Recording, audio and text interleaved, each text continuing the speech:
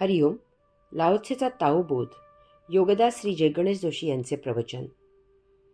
छुपे आकर्षण आणि भीती. भाग 1. लाओत्से ओवीच्या सुरुवातीला सांगतो की जो धाडसाने साहस करतो त्याची तुम्ही हत्या करता. जो धाडसाने साहस करत नाही त्याला तुम्ही जिवंत ठेवता. भय असणाऱ्यात असाही एक वर्ग आहे की ते केवळ देवाचा कोप होऊ नये, काही अरिष्ट होऊ नये, समाजाची नाराजी ओढवली जाऊ नये, आपल्याला सुरक्षिततेला बाधा येऊ नये, आपली शांतता भंग होऊ नये, यासाठी धार्मिक रूढी, परंपरा, सामाजिक बंधने, नीती, नियम, कायदा यांचे पालन करत असतात. ते कायदा पाळतात कारण तिकडे पोलीस उभा असतो. ते बदनामीला फार घाबरतात. न्याय धर्म तुडवण्याची त्यांची मानसिक तयारी नसते. मनातून त्यांना असे वाटते की या सर्वाविरुद्ध विद्रोह करावा, बंड करावे, सर्व झुगारून द्यावे आणि क्रांतिकारी म्हणून आपल्या टोपीत शिरपेच खोवून घ्यावा. आपण कोणाला जुमानत नाही, आपण स्वतंत्र आहोत, आपण आपला निर्णय स्वतः घेतो, आपल्याला पाहिजे तसे आपण वर्तन करतो, आपण कोणाच्या अधिपत्याखाली जगत नाही, वगैरे वगैरे. परंतु याचबरोबर प्रत्यक्ष तसे करण्याची त्यांची हिंमत नसते. ते डरपोक असतात. अशांसाठीच समाजाने नरक आणि स्वर्ग यांची योजना केली आहे. असे लोक मनाने कसेही विचार करत असले तरी नरक आणि स्वर्ग याचाही विचार याच विद्रोही मनात करतात आणि प्रत्यक्ष वर्तन भयमुक्त राहूनच करत असतात. यामुळे एक महाविलक्षण गोष्ट घडते. भययुक्त आणि पापभीरू समाजात भयमय गोष्टीत अत्यंतिक टोकाला गेलेले समाजाकडून पूजन केले जातात. उदाहरणार्थ, एखादा एक पाय किंवा एक हात वर करून जप करतो. कोणी झोपत नाही, सदा उभा राहतो. कोणी दाढी मिशा जटा वाढवून भगवी वस्त्रे परिधान करतो. कोणी लग्न करत नाही, कोणी ओला राहून लोळत लोळत देवाच्या द्वारी रुजू होतो, इत्यादी. यात वास्तवात मानसिक कमकुवतपणा, चक्रमपणा असतो. परंतु समाज याला उचलून डोक्यावर घेतो. अशा प्रकारे भयामुळे अनेक लोक सभ्य आहेत. भय नसते तर त्यांनी नीती धर्म केव्हाच गुंडाळून ठेवला असता. रूढी परंपरा धुडकावून दिल्या असत्या. त्यांनाही निर्भय म्हणून गरजण्यात मजा आहे. परंतु भयामुळे ते दुस्साहस करत नाहीत. त्यामुळे तो समाजाला उपद्रवी होत नाही. तो भयामुळे कायदा, नीती, धर्म, रूढी, परंपरा, नियम इत्यादींना चिकटून आहे. लाओत्से अशांची प्रशंसा साहसी अशा विशेषणाने करतो. कारण असे करणे, याविरुद्ध करण्याच्या मोहापासून दूर राहणे, त्यासाठी विवेक, संयम, तारतम्य बाळगणे, यासाठी लाओत्सेच्या मतानुसार साहस असणे गरजेचे असते.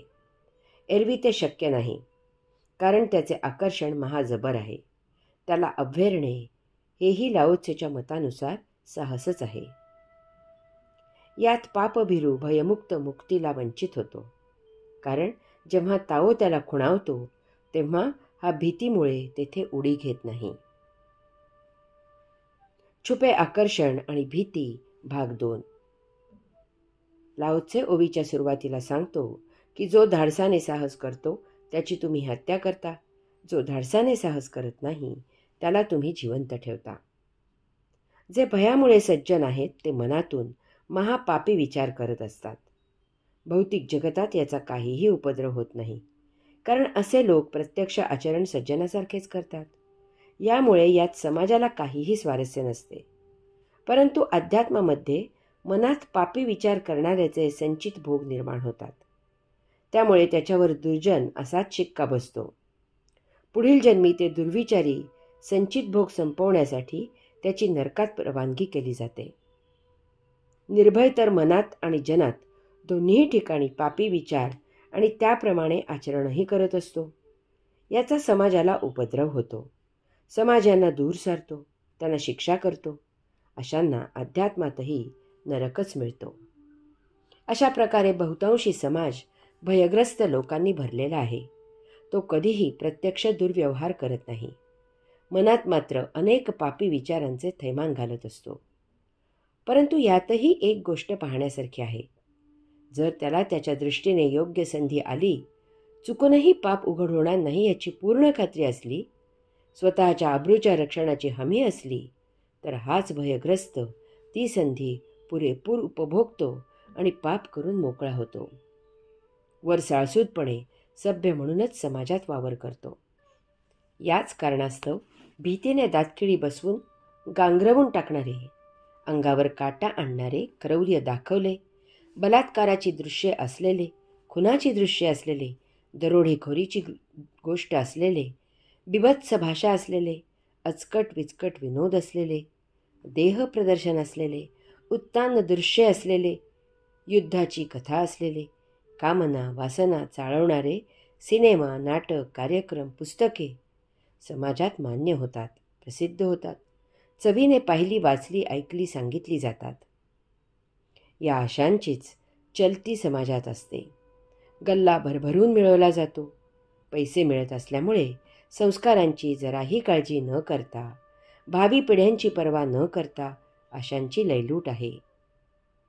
यात श्रीमंतांबरोबर गरीबही प्रसंगी पोटाला चिमटा देऊन ही आंबट शौकीन मजा लुटत असतात. हरिओम हरिओम. वरून सभ्यपणाचा बुरखा असतो, वरून चेहरा सज्जन असतो, वरून अध्यात्माचा अभिनय असतो, परंतु आतून व्यभिचारी विचार थैमान घालत असतात. सामाजिक बंधने, कायदे, भय यामुळे आतून जळफळाट होत प्रशांत राहिल्यासारखे जगावे लागते. वाचायचा असतो उपन्यास, परंतु वाचावे लागते उपनिषद. जायचे असते मदिराक्षात, परंतु जावे लागते मंदिरात. मनात असतो व्यभिचार, परंतु कृतीत उतरवावे लागते ब्रह्मचर्य. घ्यायचा असतो भोग, परंतु जुळवावा लागतो योग. भावना आवरून दाबाव्या लागतात, त्या जनात प्रगट होत नाहीत, परंतु मनात अशाच रुजलेल्या असतात, राहतात. यामधून मनोरुग्णतेशिवाय आणखी काय फलित मिळणार? हरिओम.